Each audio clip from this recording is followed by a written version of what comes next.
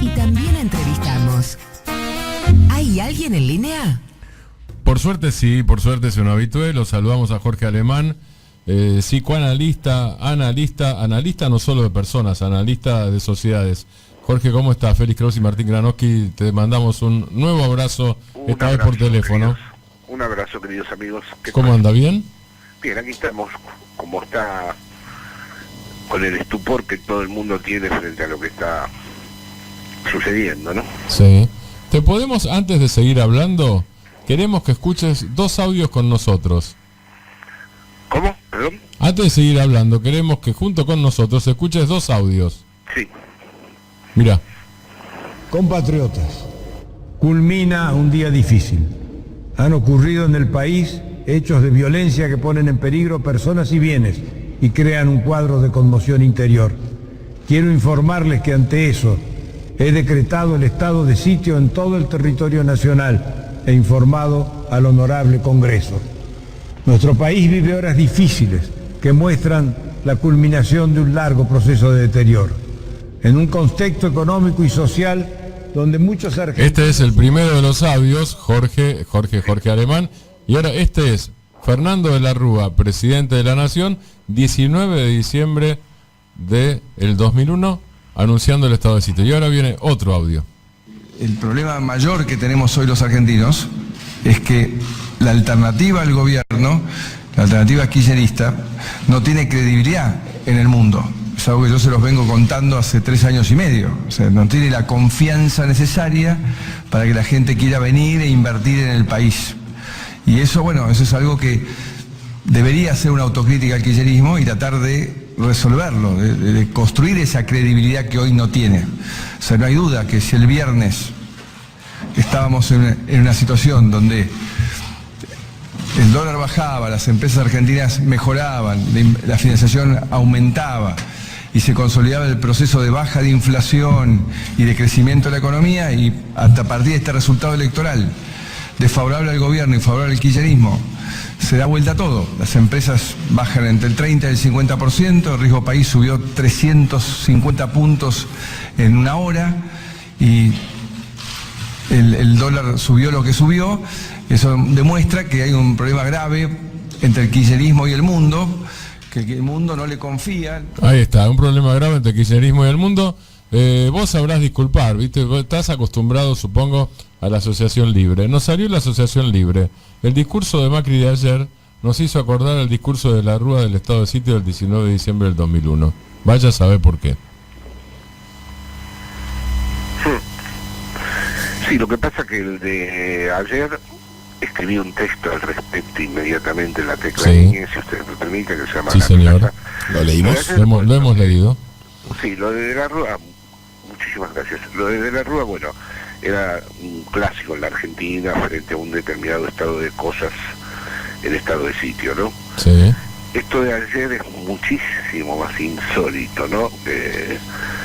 Tal vez haya, no sé, muy pocos casos en la historia de la política mundial y en la historia de los países democráticos donde un presidente, posteriormente a un proceso primario, donde se elige un precandidato, culpe, responsabilice, intimide a la gente que votó. Y luego que lo haga con algo que verdaderamente no es cierto, porque sigo las páginas económicas de muchos periódicos de las derechas mundiales y hace rato que dicen que la economía argentina es un desastre. Sí.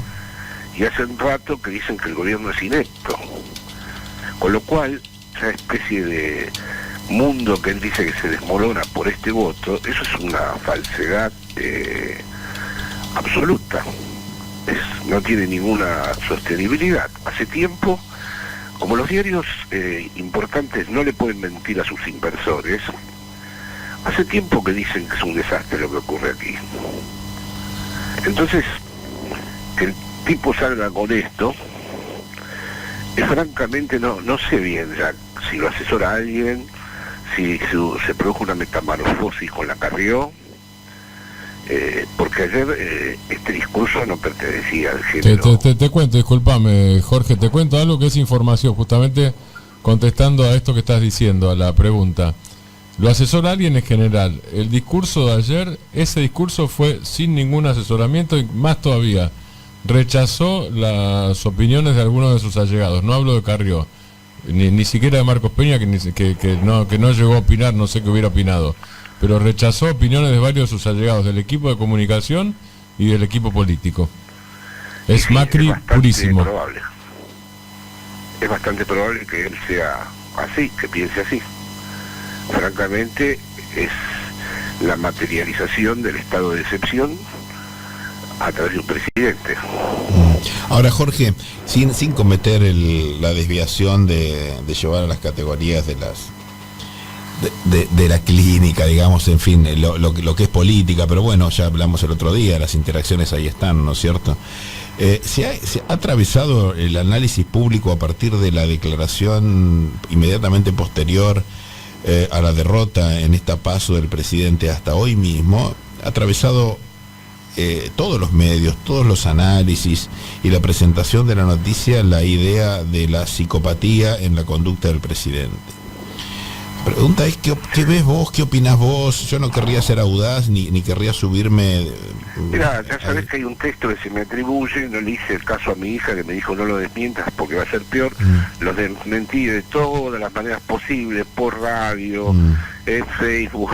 Conozco además la joven que lo escribió, puedo compartir el criterio que tuvo, pero bueno, no es mi estilo cuando hay procedimientos de este tipo detenerme en el rasgo de la personalidad, que evidentemente impacta, pero no me parece que sea lo relevante, ¿no? Lo relevante es cómo de qué pliego de la cultura política argentina pudo haber salido semejante presidente y que haya hecho este ejercicio de irresponsabilidad en donde pone a una nación bajo su mal humor personal después de un proceso electoral. Y claro, los calificativos que puede haber de psicópata, de perverso, los puedo entender perfectamente en el sentido de que son calificativos donde el tipo se victimiza mientras te destruye, ¿no?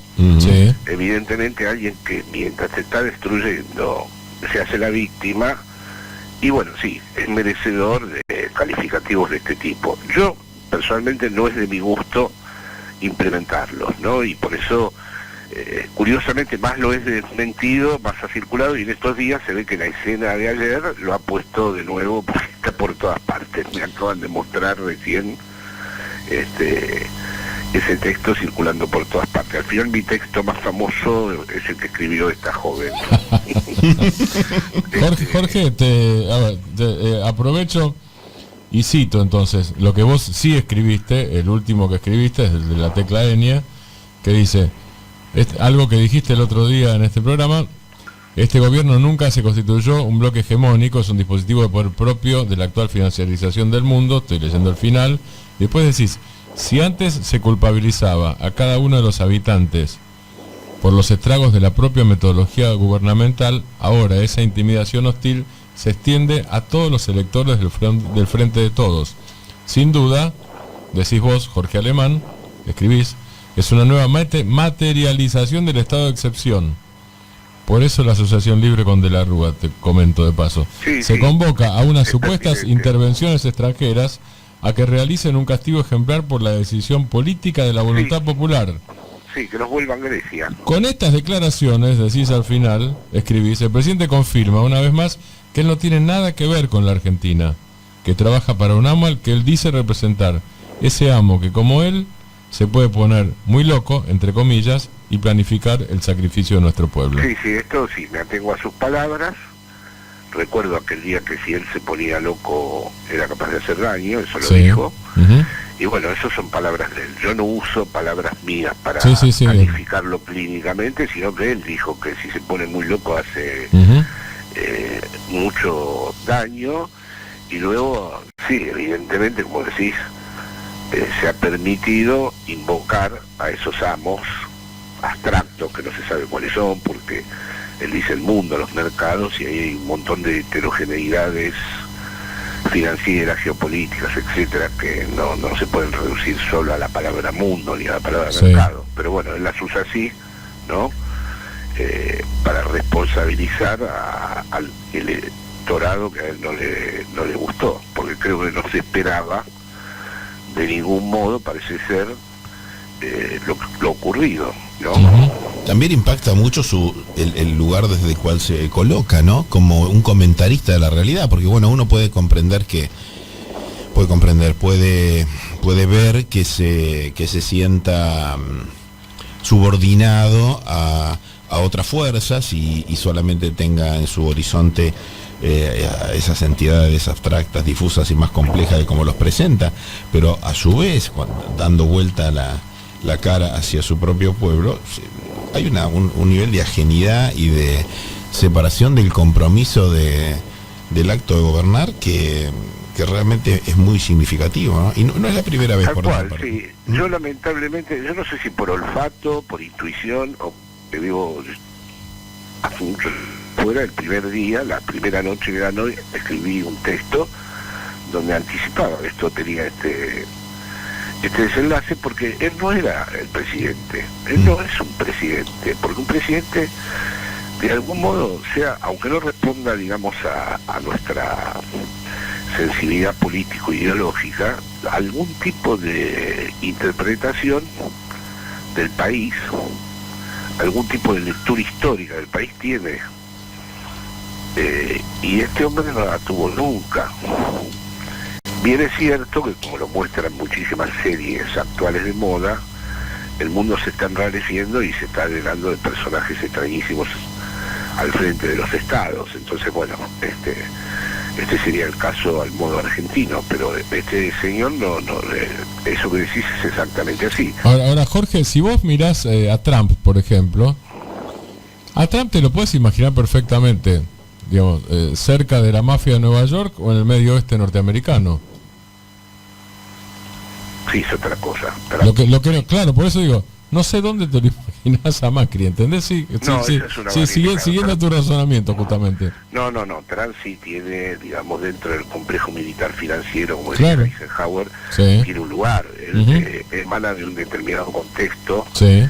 Y ese contexto también lo condiciona, y además tiene una serie de ideas acerca de cómo conducir el país. Es decir, no, me parece que esto es una modalidad muy específica de un grupo de tareas con una serie de operaciones financieras en la cabeza. Yo me acuerdo cuando uno de los ministros dijo: hemos hecho el trabajo sucio, hablando en Estados Unidos. Sí, Proud Guy, exactamente. Proud Guy dijo el trabajo sucio. Tal cual.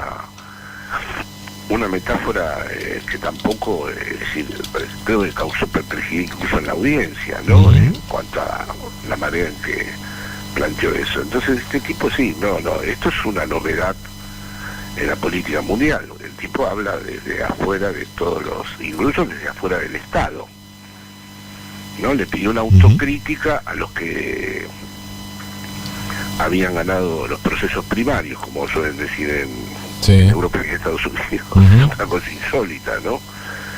Y dejó...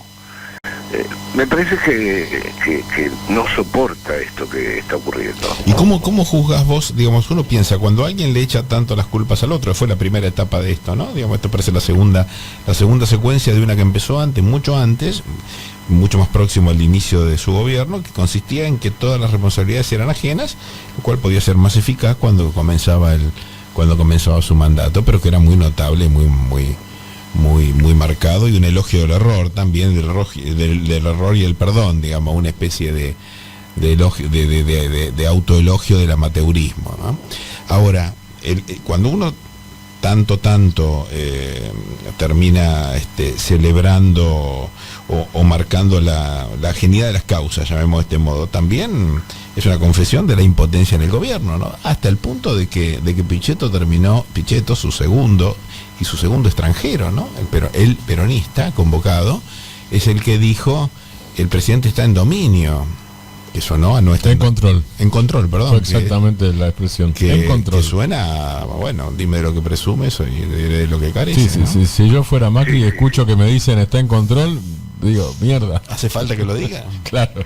Que lo que pasa también que dice cosas, es decir, creo que sea tonto, picheto, ¿no? No, Se claro. puede decir otro tipo de adjetivos. No, claro. Pero el tipo simplemente con un razonamiento mínimo es decir, yendo a los referentes de la tradición política, desde Maquiavelo a Max Weber, el tipo se autodestituyó como presidente en su acto de ayer. Entonces, no sé, el otro debe haber también tenido que ahí inventar algún tipo de justificación, ¿no? Es decir, es una fórmula extrañísima. Jorge, Sí. para ir antes vos empezaste con el estupor. Para ir antes del estupor, vos estuviste en este programa el viernes a la tarde. Las elecciones todavía no se habían celebrado. Una de las cosas que conversamos es cuál era el grado de sufrimiento, de dolor y de reacción ante el dolor del pueblo argentino. El domingo tuviste el resultado de las elecciones. Para mí estas elecciones fueron un plebiscito. Hoy Rosendo Fraga decía que fue como un referéndum no vinculante. Yo ponele lo que quieras, pero bueno, fue una expresión muy fuerte. Ponete antes del estupor, si podés. Ponete en el domingo a la noche tarde. ¿Qué conclusión sacás? Olvidémonos por un segundo del Macri amenazante, del Macri que, como vos decís, se autodestituyó como presidente. Pongámonos antes de eso. ¿Qué es lo que pasó en la Argentina? Bueno, esa noche estuve en el búnker, no daba crédito a lo que estaba pasando, porque ni en mis cálculos más optimistas yo llegué a aceptar incluso, bueno, tu razonamiento, ¿no?, de los puntos que dabas de diferencia, pero las cifras que se iban presentando me hicieron pensar en una cosa que yo muchas veces me interrogo a mí mismo si es mi acto de fe primordial, que es que en la Argentina hay algo distinto, hay algo especial, hay una secuencia histórica que está articulada, que tiene la política es sedimentación y reacción, ¿no? De golpe se reactiva lo sedimentado y es la gran tradición popular que hay en este país, que ya demostró en muchas ocasiones que en un momento determinado detiene las cosas. Uh-huh. Y la verdad que las detuvo de una manera implacable, porque la Argentina de golpe la otra noche se transformó en el primer lugar del mundo que dijo basta. Es decir,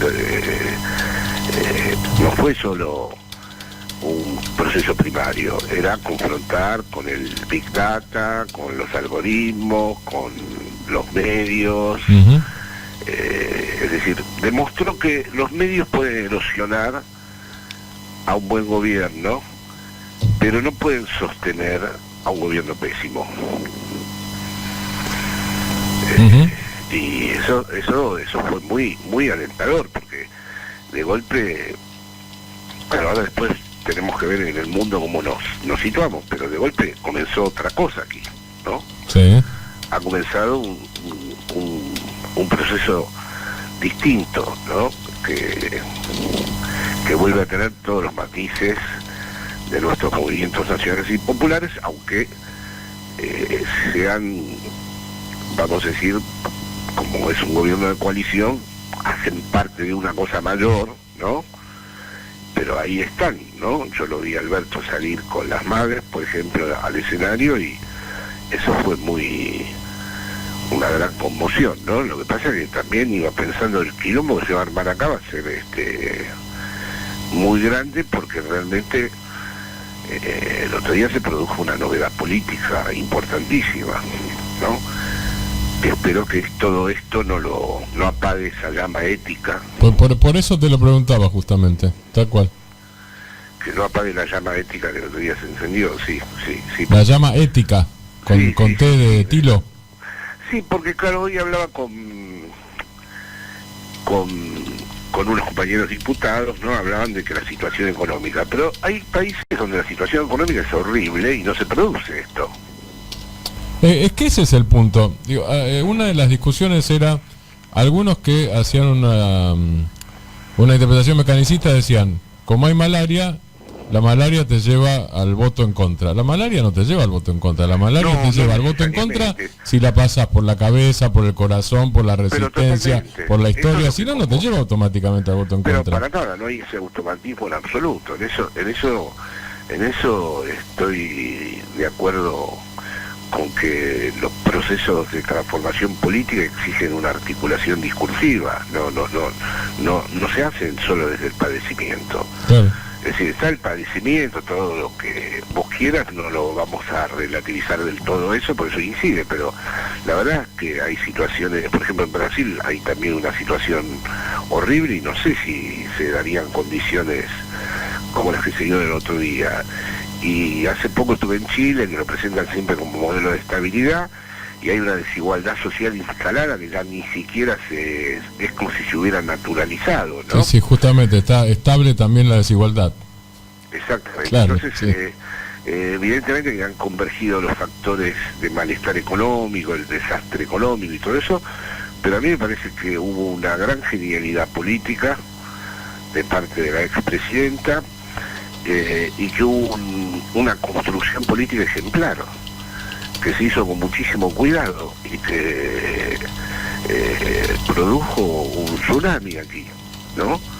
Y de ahí la reacción extraordinariamente destemplada del presidente.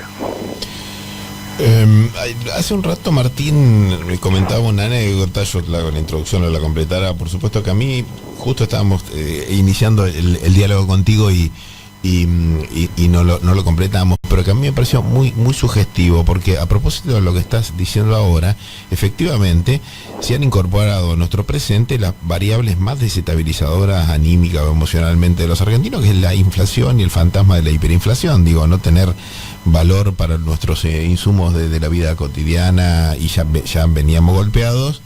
Y esto la verdad que nos deja en nuestra memoria siempre con una sensación abismal. Sin embargo, la percepción que uno tiene no es esa, digo, hay como una suerte de alivio y de alegría, te diría, aquí en el microcentro. Pena que no estés cerca para percibirlo directamente, Jorge. Ahora, Martina esto agregaba, y te dejo todo esto para escuchar tus reflexiones, que él había tenido la mención por parte de alguna persona que había sido muy antikirchnerista o bastante antikirchnerista, que se había sorprendido de sí mismo votando a Alberto y ahora se sorprendía de sí mismo de las sensaciones que le generaba sentirse de algún modo más allá de sus viejas pasiones, para no cargarlo, ponerle odio, llamarlo digamos como extrañándose de sus propias, y con alivio a lo mejor, de sus propias pasiones anteriores, también como un fenómeno nuevo en ciernes, porque estoy seguro que mucho gorila debe haber votado a Alberto, ¿no? Ante este panorama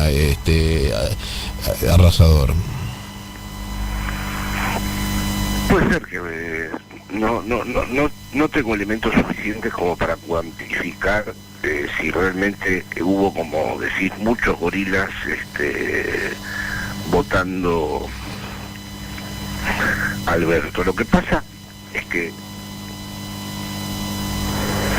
yo creo que a este país lo distingue algo en donde las derechas no terminan nunca de cerrar. Y creo que haber metido preso a Videla, estoy pensando un poco en España también, le da a este país un rasgo diferencial. Y creo que eso fue de algún modo la resistencia después del 55, y luego fue el 30 de marzo aquel en la dictadura. Creo que hay algo de la Argentina, ¿no?, en donde el partido siempre se vuelve a jugar, ¿no? Y es verdad, puede ser que muchísima gente, como decís, dada su situación económica, su situación personal, ha decidido cambiar su voto.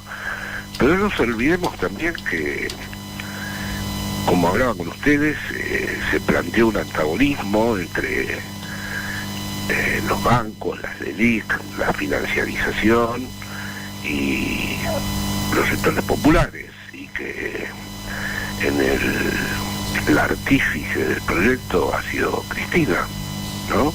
Y que hubo contratado montones de profesionales para matarla. ¿Y por qué no la mataron? ¿Por qué no lograron matarla? Algunos profesionales de la justicia inclusive. Sí. Entonces parece ser que hay un mito que los pensadores ilustrados de la política rechazan, en cuanto a que sueñan con una política desmitificada, o lo ven como una mistificación peligrosa. Pero sin embargo, en la Argentina hay una especie de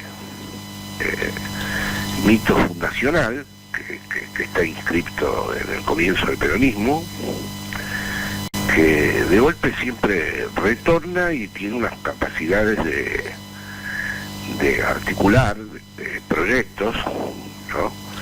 Por ejemplo, esto que sucedió, el kirchnerismo es parte de la coalición. No podría pensarse esa diciendo, bueno, el kirchnerismo será probablemente Alberto trate de construir, como es lógico, un proyecto que lleve todas sus señales. Pero sin embargo, la condición de posibilidad de la coalición ha sido el kirchnerismo.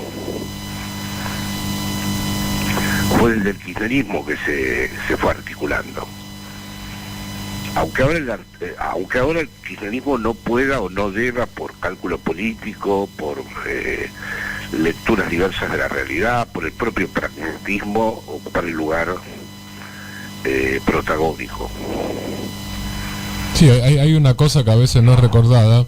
Aquel sábado a la mañana, yo no recuerdo la fecha exacta, fue en mayo, ¿no? Me parece, cuando Cristina Fernández de Kirchner anuncia la candidatura de Alberto Fernández, dice, no recuerdo exactamente las palabras, pero el espíritu era hace falta un enorme grado de unidad para ganar y hace falta todavía un grado de amplitud y unidad mayor para gobernar.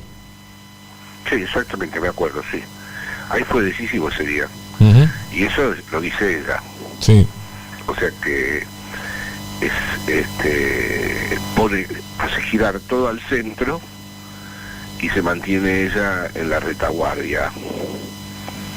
Es una dialéctica muy refinada, Muy refinada. Sí. Ajá. Y eso es una genia. Yo creo que tiene una capacidad política excepcional, porque verdaderamente la operación fue perfecta. También me parece perfecta la operación del libro. O sea, ella protege al kirchnerismo quitándolo de su protagonismo. Pero me parece que esa es la verdadera, esa es la interpretación, como se decía antes, dialéctica. La interpretación correcta es esa. Y creo que le llevó bastante tiempo analizar la situación, meditarla y llegar a esa conclusión. No salió de una cosa así puramente espontánea. Jorge, como el otro día, pero por teléfono, muchas gracias de nuevo y fuerte abrazo. Gracias a ustedes que me ayudan a pensar todo este embrollo y todo este desenlace que hay aquí, y esperemos lo mejor, esperemos que lo que sucedió el otro día continúe. Dale, abrazo grande. Un abrazo grande. Jorge Alemán, psicoanalista, ensayista, y él dice que lo ayudamos a pensar el embrollo, él nos desembrolla.